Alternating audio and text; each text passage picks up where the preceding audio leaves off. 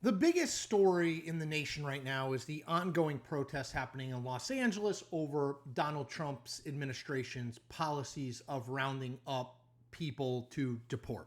Now, I think that it's really important to note here that politics is about picking fights and engaging in fights on ground that you can win. That's how you win office and get to do what you want, right?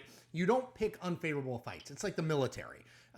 Good generals find the ground that's most favorable to them and most unfavorable to their opponents. Okay, so let's talk about what the average person, okay? I want you to focus on it. The average person, not a super news consumer. The average person is seeing and hearing out of Los Angeles over the last 24 to 48 hours. Let me give you a few examples. 1, cars being lit on fire.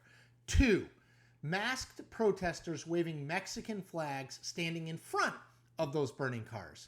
3, fireworks, rocks, and even e-scooters being thrown at police vehicles. 4, buildings being spray painted with anti-police, anti-law enforcement slogans. Okay, so there's obviously a much more nuanced conversation to be having here about Donald Trump's policies.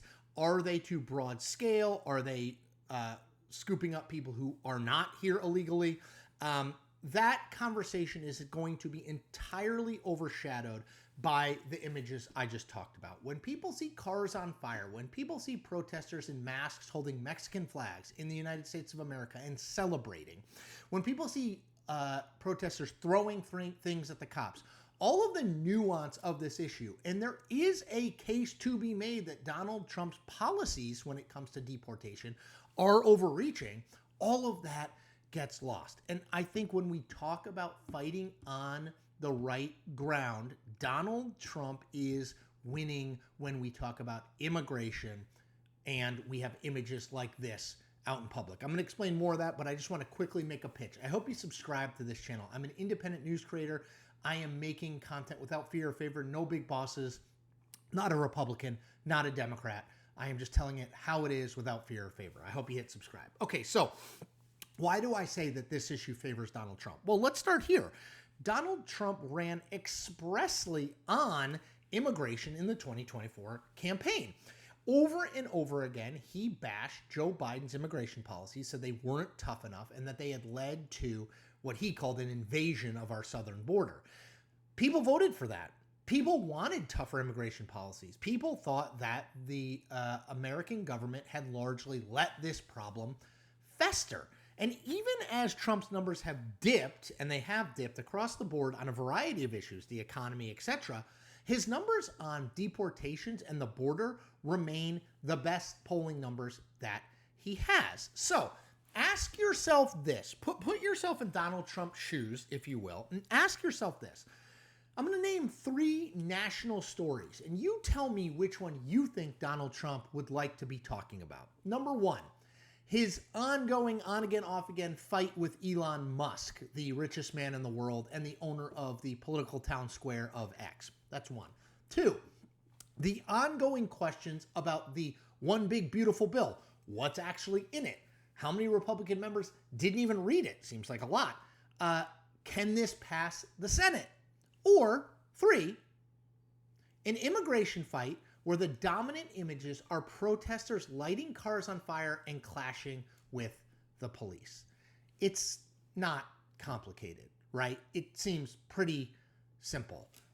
That's what's happening here, and it's a no-brainer, right? Donald Trump is all over Truth Social. He's talking about over and over and over again. He is talking about how this is a once great American city, Los Angeles, has been invaded and occupied by illegal aliens and criminals. Now violent insurrectionist mobs are swarming in and are attacking our federal agents to try and stop our deportation operations. Okay, this is a fight Donald Trump 100%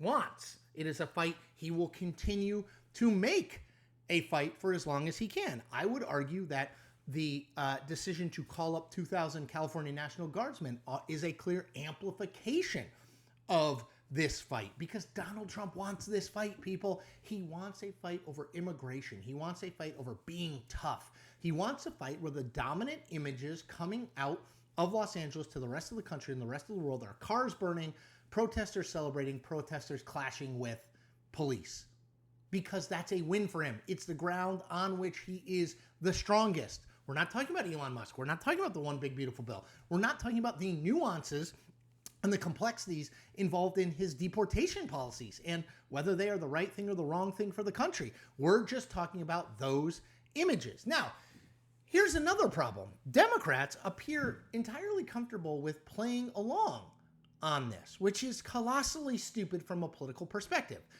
Gavin Newsom, the governor of California, was on MSNBC on Sunday night, where he basically said, like, to Tom Homan, the guy, Trump's border czar, he basically said, why doesn't Tom Homan just come and arrest me? He's not such a tough guy. I don't know why that would, this is not about Gavin Newsom, right? To personalize it like that makes no sense. Or how about Maxine Waters, Los Angeles area Democratic representative in Congress? She said, quote, I don't know why we have guns. What are those guns for? Are they to shoot protesters? Again, if you are looking at the images coming up on your TV screen, cars on fire, looting, people defacing buildings, and then you hear Maxine Waters say, what are these cops doing? That feels tone deaf to me, right? It feels as though Maxine Waters doesn't get it, that people are like, what? Like, this doesn't make sense. Given what we're seeing on TV, this appears to be yes, law enforcement should respond to those things, right? Again, you must pick fights on your preferred ground. You should not engage on an issue. What Democrats should say is, look, we condemn all violence. There should be no violent protests. People, if they want to protest, need to do it peacefully. Any violence is not what we support, but we do want to have a serious conversation about Donald Trump's deportation policies and what they mean for this country in Los Angeles, in border towns, and across the country. That's the conversation Democrats can win on. They will not win on a conversation about classes in the streets over Donald Trump's immigration policies.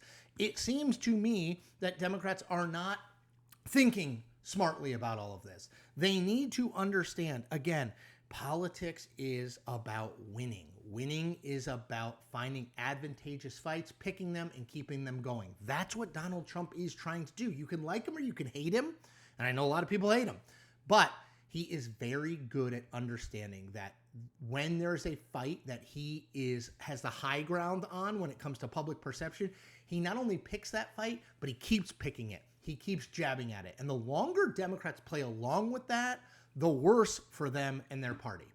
I just think it's a dumb fight to have. Call for peaceful protests, condemn all violence, do not appear on the streets and blame Donald Trump, condemn all violence and say, once this gets settled down, and we're going to work to settle it down, we want to have a serious conversation about Donald Trump's deportation policies.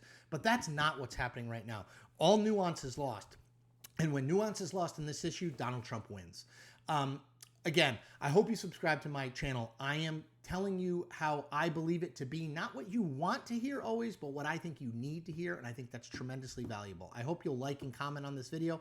That helps my stuff get out to people who are not already subscribers. And I also hope you'll tell a friend or two. A fair and independent journalist doing his best to call balls and strikes no matter what uniform the batter at the plate is wearing. That's me. That's what I'm trying to do. I hope you're well. Take care.